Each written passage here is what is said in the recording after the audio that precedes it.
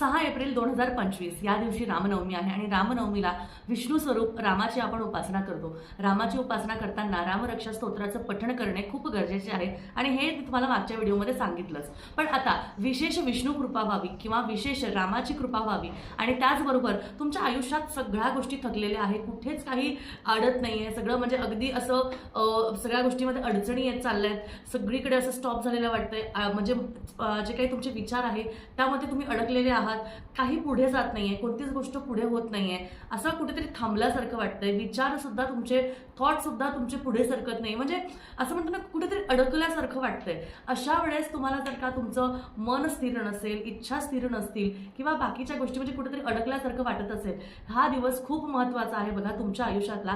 कारण या दिवसाला तुम्हाला एकच गोष्ट करायची आहे, ती आवर्जून करायची आहे, ती म्हणजे रामाच्या मंदिरात जाऊन तुम्हाला पिवळ्या रंगाची वस्तू अर्पण करायची आहे। त्यामध्ये पिवळं तुम्ही वस्त्र अर्पण करू शकता, पिवळ्या रंगाची मिठाई अर्पण करू शकता, पिवळ्या रंगाची फुलं अर्पण करू शकता, केसर मिश्रित दूध अर्पण करू शकता किंवा केसर मिश्रित दूधचा प्रसाद मंदिरात जाऊन वाटू शकता किंवा घरात सुद्धा तुम्ही कोणालाही म्हणजे समजा 5 कन्याला बोलून किंवा अगदी लहान मुलांना बोलून तुम्ही त्यांना सुद्धा ते प्यायला देऊ शकता।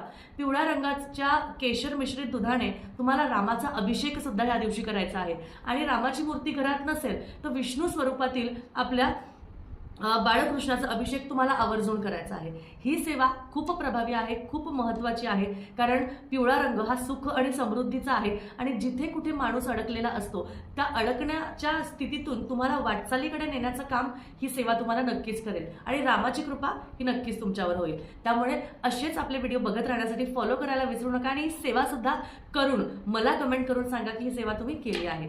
श्री स्वामी समर्थ।